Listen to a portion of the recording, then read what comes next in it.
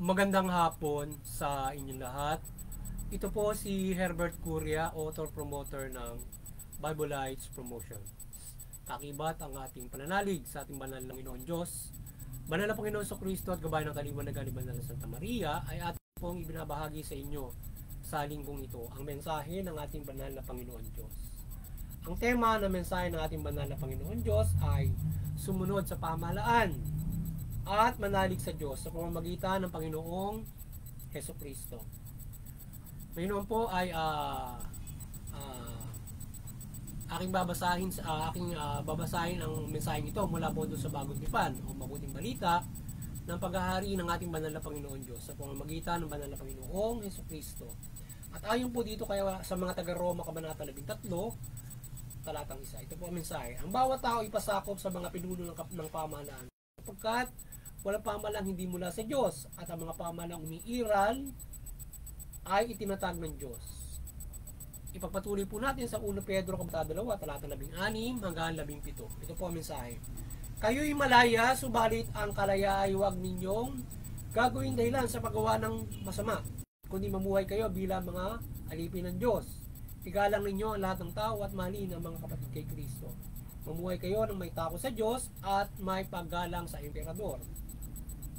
Ipagpatuloy po natin 1 Pedro Kabanata 1, talata 14 hanggang 16. Ito po ang mensahe. Bilang mga anak, sundin ninyo ang Diyos at huwag ang masasamang hilig tulad ng ginagawa ninyo noong kayo wala pang tunay na pagkaunawa.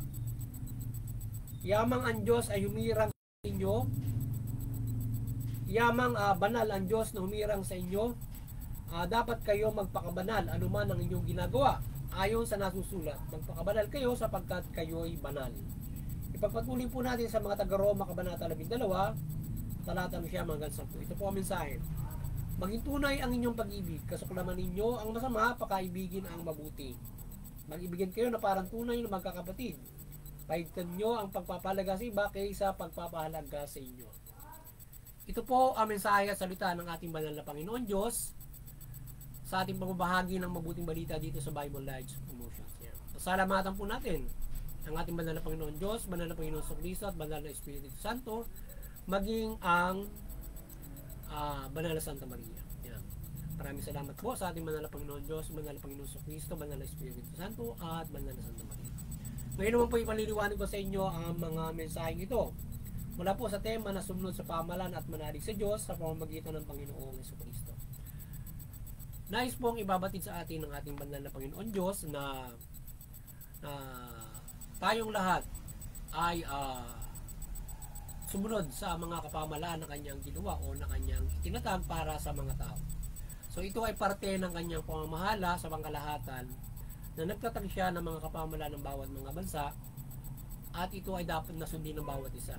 Sapagkat dito ay binigyan ng authority niya ang mga pamahalaan ito para gumamit ng pwersa para sa mabuting pagsunod sa mabuti. Ngayon ay ito ang nais ng banal na Panginoon Diyos ng bawat isa ay sundin natin yung balangkas ng pamahalaan, yung kanilang mga batas na pinatutupad at huwag tayong gumawa ng mali. Yan. Tayo ay malaya tayo na tayo ay binibigyan ng kalayaan ng Panginoon Diyos. At yung mga pamahalaan na yan tayo ay malaya din, binibigyan ng kalayaan, subalit huwag natin gagamitin ito sa masama. Ano mang kalayaan na mayroon tayo, huwag natin gamitin ng sama o ang pita na naman para tayo ay gumawa ng paglabag doon sa pamahalaan at siyempre lalo na sa Panginoon Diyos. So huwag natin labagin ang kalooban ng Panginoon Diyos at maging dyan sa kapamahalaan. So yan. So sundin natin kung ano man yung sinasabi ng ating pamahalaan o pinatutupad ito.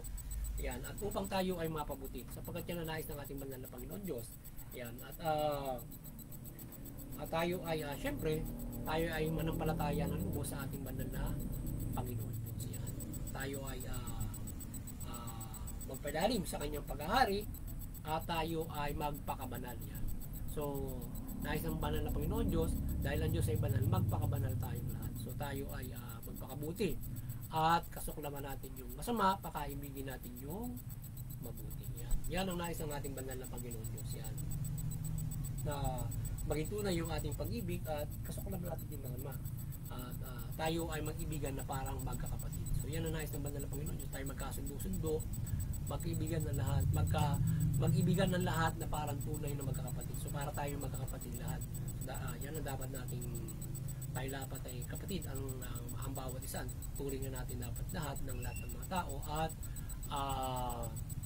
tayo ay magmalasakitan sa bawat isa. Yan.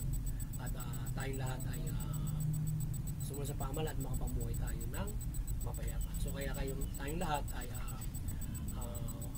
huwag tayong kumalaban sa pamahalaan. So, pag kinakalaban natin ang pamahalaan, kinakalaban din natin ang ating banal na Panginoon. So, yan ang nais ang ating banal na Panginoon Diyos. Yan. Kaya tayo ay kaya sa pamamagitan ng Panginoon sa Kristo, nais niya na magkasundo-sundo tayo at yung maging mga kapamahalaan ay magkaroon ng pagkakasundo-sundo, umiiral yung kapayapaan. Yan ang pagpapairal ng pamamahala ng ating banal na Panginoon Diyos mula dyan sa mga kapamahalaan na yan na kanyang itinatag, binigyan ng authority para pamahalaanan yung tao. Kumbaga mga sub-government yun. Para kumbaga man sa ating, halimbawa sa bansa natin, meron tayong lokal na pamahalaan. Para kumbaga man tumundo yun. Lokal ng Diyos yung mga pamahalaan na yan. Binibigyan ng authority yung mga yan para mamahala. Ngayon darating yung takdang panahon na ganap na mamahala ang Panginoon sa Kristo. So lahat ng mga pamahalaan kanya pasusunod rin lahat yan. Sa ganap na pagpapatupad ng ating banal na Panginoon Diyos, kung siya dito magpatupad sa panahon natin, so makikita natin na pinatutupad ng Panginoon Diyos. Lahat ng bansa susunod sa kanya. In portion, hindi nasa pamamagitan noong lahat ay pinagbubuklod at bibigyan ng pagkakataon sa pamamagitan ng simbahan at pagpapasakoplas pamamagitan ng malakas na mabuting balita o yun yung Panginoon sa Kristo ngayon.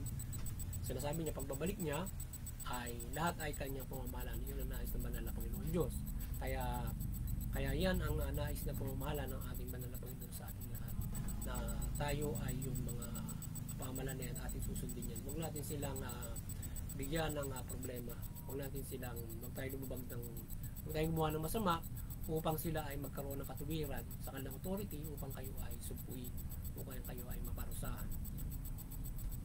Kaya tayo ay ginagabay ng ating banal na Panginoon sa Kristo na matupad yung mabuting balita upang makasunod tayo sa pamahalaan. So, binibigyan tayo ng katatagan, pag-ibig sa kapwa, kapayapaan. So, binumol tayo ng ating mabuting balita ng Panginoon Diyos, mula Panginoon sa Kristo na tayo magkaroon ng mahusay na kaisipan, pag-ugali, puso, para ayon sa kalooban ng Diyos, banal nga, para tayo ay lalong hindi na makatutupad sa pamahalaan. Sa pagtupad natin at pananampalataya sa ating muli, sana nagabayan na naman kayo ng Bibleist Promotions sa pagbabahagi ng mabuting balita at kayo ay magkaroon ng malaking pag-asa sa inyong kaligtasang spiritual. Yan.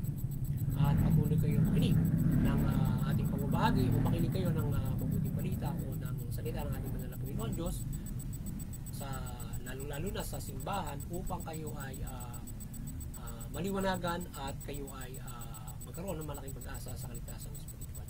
At muli tayo ay patuloy na nanampalataya sa ating banal na Santa Maria, Panginoon Diyos, Panginoon Jesucristo, Banal na Espiritu Santo, gayon din sa banal na Santa Maria na tayo kanyang gabayan ng kanyang pagmilagro, kaliwanagan, at maliwanagan kayo lahat sa ating pagbabahagi ng mabuting balita mula sa gabay ng kaliwanagan at syempre ang kaliwanagan ng mabuting balita at syempre ang literal na kaliwanagan ng ating banal na Panginoon Diyos na tayo magabayan ng kanyang pagmimala.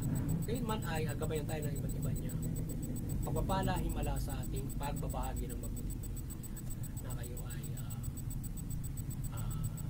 gabayan ng iba't ibang mga pagpapala ng Panginoon Diyos mula doon sa pakinig sa ating mabuting balita at mula sa proteksyon at iba't ibang mga pagpapala. So muli doon naman sa iba't ibang mga reliyon ay patuloy tayong magkaisa sa ating mga sa interfaith unity mula sa iba't iba nating paniniwala upang maiwasan natin yung sigalutan, hindi pagkakaunawa na uwi sa karahasan, digmaan. Yan. Magkagagabay tayo sa bawat pamilya, bawat lipunan, sangkatauhan sa pagkakaisa. Yan. At kapayapaan. Yan. Iba't ibang mga pagtutulungan. Yan. At doon naman sa CBCP and Vatican Church, patuloy kayong dalangin natin na patuloy kayong maliwanagan at magabayan ng Panginoon Diyos, Panginoon Jesucristo, gayon din ng banal na Espiritu Santo, gayon din ng banal na Santa Maria, at patuloy niyong pagbuklorin yung sangkatauhan sa pananampalataya sa Panginoon Diyos mula Panginoon sa Kristo at mabuting balita. Yan. At sa ating munting kakayanan na sa ating bahagi ng mabuting balita ng Pag-Ebanghelyo, tayo ay patuloy na nananampalataya ng paggabay ng Panginoon Diyos, Panginoon sa Kristo, Panginoon sa Kristo at Espiritu Santo, gayon din naman ng Santa Maria na sa pagbubuklod ng sangkatauhan mula sa Panginoon, mula sa mabuting balita at Panginoong Jesucristo. At sa mga pamahalaan, kayo ay maliwanagan at mamahala kayo ng mabuti, matuwid. Tugnin niyo yung karapatang mga tao at ang inyong mga mayan ay pakilabang sa inyong mabuting pamamahala. At sila ay makapanampalataya ng lubos sa ating banal na Panginoon Diyos at sila ay magkaroon ng kaligtasan lalo na kayo dyan sa bilang itinalaga na mamahala o authority para sa ikabubuti na lahat. Magandang hapon sa inyo lahat at God bless you. Muli ay Happy New Year Advance Happy New Year sa inyo lahat ngayon 2025 at dalangin natin ang kaligtasan ng lahat sa darating na bago tayo magkaroon ng magandang bukas at pagpapala ng ating banal na Panginoon. Magandang hapon sa inyo lahat at God bless you all.